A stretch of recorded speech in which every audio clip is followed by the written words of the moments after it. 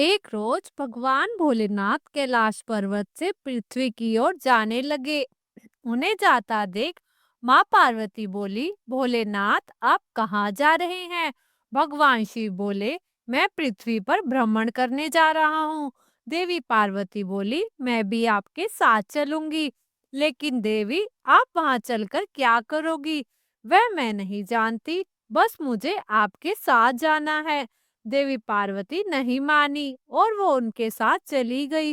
घूमते घूमते पार्वती जी को भूख लगने लगी। महादेव से बोली, मुझे भूख लगी है, मुझे खीर खांड का भोजन करना है।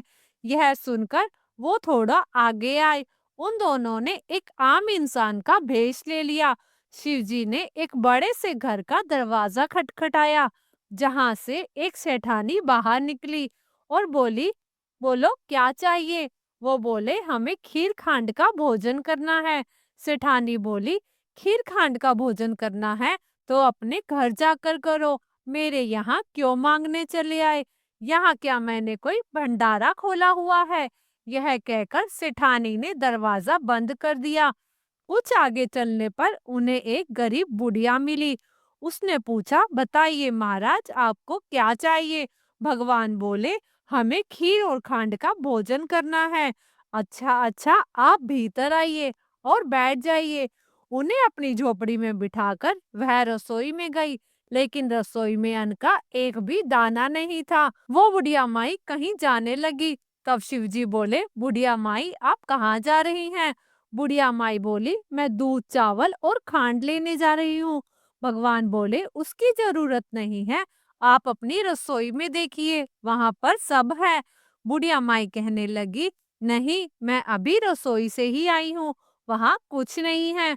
पार्वती जी बोली, इनके कहने पर आप एक बार जाइए तो। बुढ़िया माई वापस से रसोई में गई तो देखा वहां पर सब सामान मौजूद था। यह देखकर बुढ़िया माई हैरान रह गई। उसने झट से खीर बनाई और महादेव पार्वती को खाने को दी। कुछ देर बाद वह दोनों वहां से जाने लगे। तब बुढ़िया माई बोली, महाराज, बची हुई खीर का मैं क्या करूंगी? मेरे घर में तो कोई नहीं है उसे खाने वाला। मैं जितनी खीर खानी थी उतनी खा ली। यह सुनकर महादेव बोले, माई अपनी आंखें बंद करो। बुढ़िया माई ने आंखें बंद कर ली और कुछ देर बाद बोले, अब अपनी आंखें खोलो। जैसे ही बुढ़िया माई ने आंखें खोली, अंदर उसके बेटा, बहू और पोते पोती थे।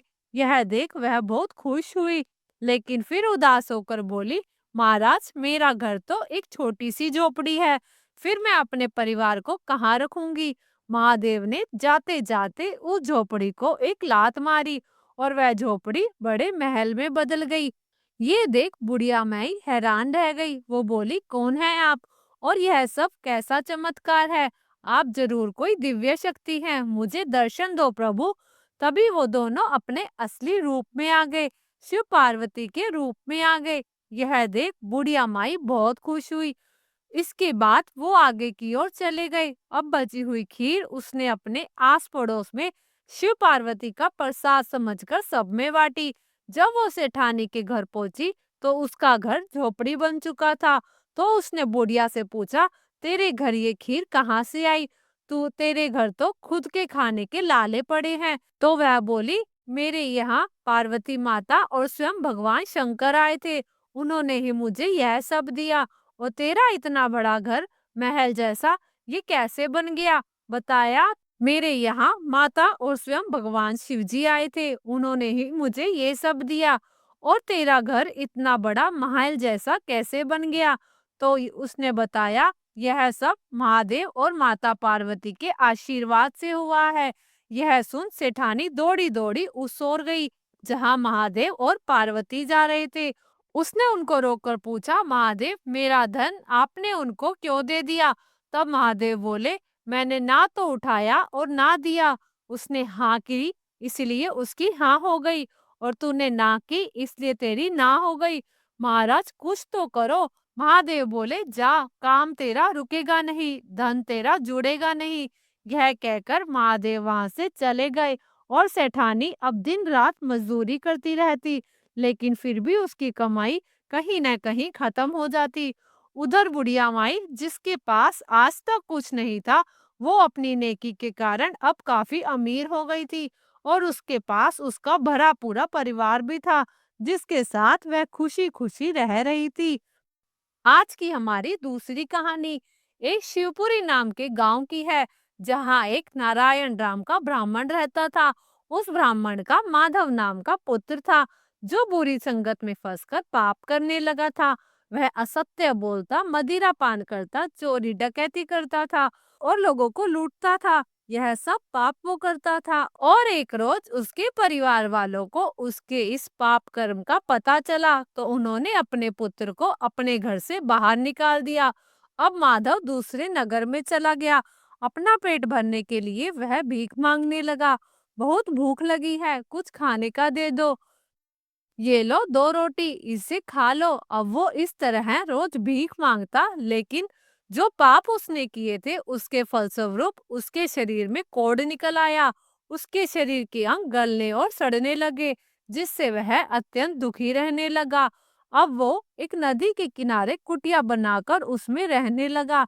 एक रोज उसे बड़ी प्यास लगी। वो नदी से मटके में पानी भरकर ले आता हूँ। अब ऐसा ही वह हर रोज करता। नदी से मटके में पानी भरकर ले आता, जिसमें से कुछ पानी रास्ते में एक शिला पर गिर जाता। ऐसे ही एक रोज वह जल भरकर लाया और शिला पर रखा ही था कि तभी उसके प्राण निकल गए। फिर आकाश से एक विमान आया और उसमें से दूत बाहर आए। तभी वहां शिव के दूत आए और उन दूतों से बोले, ठहरो, तुम इसे नहीं ले जा सकते। ये नरक का नहीं, बल्कि शिवलोक का अधिकारी है। इसने सारी उम्र बड़े पाप किए हैं। इसके पाप कर्मों के फलस्वरूप इसके परिवार ने इसका त्याग किया था, इसलिए यह नरक के योग्य है। हम सब जानते हैं, लेकिन इसके सभी पाप धुल चुके हैं। जाने अनजाने में ही सही, इसने वृक्ष के नीचे दबी शिला को जल दिया। यह कोई साधारण शिला नहीं, बल्कि शिवलिंग है। साथ ही इस वृक्ष के नीचे महादेव और पार्वती की मूर्ति भी है, जिसकी जाने अनजाने इसने पूजा की है। इसलिए अब यह यमलोक का नहीं, बल्कि शिवलोक का अधिकारी बन गया है। आज की हमारी तीसरी कहानी इस प्रकार है। एक बार की बात है, एक रोज शिव और पार्वती पृथ्वी लोक पर भ्रमण के लिए निकले हुए थे। माँ बाप ने देखा कि चारों ओर सूखा पड़ा हुआ है और हर तरफ हाहाकार मची हुई थी। लोगों को पानी पीने को नहीं मिल रहा था। एक बूढ़ा आदमी प्यास से तड़प रहा था और पानी की प्यास से तड़पते हुए उस बूढ़े आदमी की मौत हो गई। नहीं नहीं बाबा, आप हमें छोड़कर क्यों चले गए? हे भोलेनाथ, ये कैसी सजा मिल रही है? हमें जो पानी की बूंद बूंद के लिए भी तरसना पड़ रहा है। यह सब लोग कितने दुखी हैं, इन्हें इतने कष्ट क्यों हैं? फिर वो कुछ दूरी पर आगे चले, तभी माँ पार्वती की नजर एक किसान पर गई, जो कड़ी धूप में भी हल जोत रहा था। यह देख माँ पार्वती ने शिव जी से कहा, स्वामी, जहाँ मनुष्य को पीने का पानी तक नहीं मिल रहा, वहीं यह बेचारा किसान इतनी कड़ी धूप में मेहनत कर रहा है। इसके पीछे का इसका तात्पर्य क्या है? देवी, वह यह कार्य इसलिए कर रहा है ताकि खेत जोतने की उसकी ये आदत छूट ना जाए। कैसा तात्पर्य? स्वामी, उस मनुष्य को देखकर माँ पार्वती को उस पर दया आ गई और उन्होंने उसकी मदद करने की सोची। स्वामी, सब प्यास के मारे इतने तड़प रहे हैं, फिर आप क्यों नहीं वर्षा कर देते? नहीं देवी, अभी वह समय नहीं आया। जैसे ही वह समय आएगा, हम वह कार्य भी अवश्य करेंगे। भोलेनाथ ऐसे तो मानेंगे नहीं। तभी माँ पार्वती ने एक युक्ति सूझी। उन्होंने भोलेनाथ से कहा, स्वामी, आपने भी तो बहुत समय से अपना शंख नहीं बजाया। कहीं ऐसा ना हो कि आप शंख बजाना भूल जाए। तुम सत्य कहती हो देवी, हम अभी अपना शंख बजा देते हैं। कहीं ऐसा ना हो कि हम भी शंख बजाना भूल जाएं। यह सुनकर पार्वती मन ही मन मुस्कुराई, क्योंकि वह अच्छे से जानती थी कि जैसे ही महादेव अपना शंख बजाएंगे तो वर्षा होना निश्चित है। फिर उन्होंने महादेव से कहा, स्वामी, यहाँ नहीं, उस प्राकृतिक मनमोहक नजारे को देखते हुए आप शंख बजाइए। अच्छी बात है, जैसे आपको ठीक लगे। और फिर अपना शंख निकालकर उसे बजाने लगे। उस शंख की आवाज से मानो पृथ्वी खिल उठी, पक्षी चहचहा करने लगे और बादल भी इतने खुश हुए कि झमझम कर बरसने लगे और पृथ्वी लोक पर तेज बारिश होने लगी। यह देख सभी लोग खुशी से झूमने लगे और तभी महादेव और माँ पार्वती के नाम के जयकारे लगने लगे। अब ना तो धरती प्यासी थी और ना ही कोई मनुष्य। महादेव भी समझ गए कि यह सब माँ पार्वती ने जानबूझकर किया है, लेकिन इसमें उनकी दया भावना छिपी हुई थी। इसलिए उन्होंने माँ पार्वती से कुछ नहीं कहा और उन्हें देखकर मुस्कुराने लगे। माँ पार्वती ने भगवान शिव से एक प्रश्न पूछा, जिसके बाद भोलेनाथ ने एक कथा सुनाई और अमर हो गया कबूतर का जोड़ा। उसी अमर कथा से जुड़ी है ये पौराणिक कथा। एक बार नारद मुनि कैलाश पर्वत पर भगवान शिव से मिलने पहुंचे। नारायण नारायण, प्रणाम माते। आइए देवर्षि नारद, कैसे आना हुआ? माते, मैं तो भगवान शिव और आपके दर्शन के लिए आया हूँ, पर महादेव तो कहीं दिखाई नहीं दे रहे। पार्वती बोली, वो तो भ्रमण के लिए गए हैं, कुछ देर में लौटेंगे। देवर्षि नारद माँ पार्वती से वार्तालाप करने लगे। तभी उन्होंने माँ पार्वती से पूछा, माते, क्या आपने अमर कथा के बारे में जानती हैं? वो कौन सी कथा है? उसके बारे में तो मैं नहीं जानती। नारायण नारायण, माते, जब भगवान भोलेनाथ आएंगे तब आप उनसे इस बारे में पूछना। अच्छा माते, मैं चलता हूँ। नारायण नारायण, पार्वती माता सोच में पड़ गई कि ऐसी कौन सी कथा है जो स्वामी ने मुझसे नहीं कही। तभी भोलेनाथ कैलाश पर लौट आते हैं और माता पार्वती उनसे इस बारे में चर्चा करती है। प्रभु, आपने मुझे कभी अमर कथा के बारे में क्यों नहीं बताया? मुझे आज और अभी अमर कथा सुननी है। ठीक है देवी, मैं आज आपको अमर कथा सुनाऊंगा, परंतु उसके कुछ नियम हैं, उसका पालन आपको करना पड़ेगा। अमर कथा के दौरान आपको एक क्षण के लिए भी सोना नहीं है। आप बीच बीच में हुंकार भरती रहना, ताकि मुझे आभास रहे कि आप कथा सुन रही हो, क्योंकि मेरे नेत्र भी उस क्षण बंद रहेंगे। ठीक है स्वामी, मैं ऐसा ही करूंगी। भगवान शंकर ने माता पार्वती से एकांत और गुप्त स्थान पर अमर कथा को सुनने को कहा, जिससे कि अमर कथा कोई अन्य जीव ना सुन पाए, क्योंकि जो कोई भी इस अमर कथा को सुन लेता है वह अमर हो जाता है। इसके पश्चात शिवजी देवी पार्वती को अमर कथा कहने के लिए एक गुफा में ले गए। पुराणों में कहा जाता है, शिवजी ने देवी पार्वती को अमरनाथ की गुफा में अपनी साधना की अमर कथा सुनाई थी, जिसे हम अमृत तत्व कहते हैं। प्राचीन कथा के अनुसार भगवान भोलेनाथ ने अपनी सवारी नंदी को वहां गांव में छोड़ दिया था, जटाओं से चंद्रमा को चंदनवाड़ी में अलग कर दिया था और गंगा जी को भी पंचतरणी में तथा कंठभूषण सर्पों को शेषनाग पर छोड़ दिया था।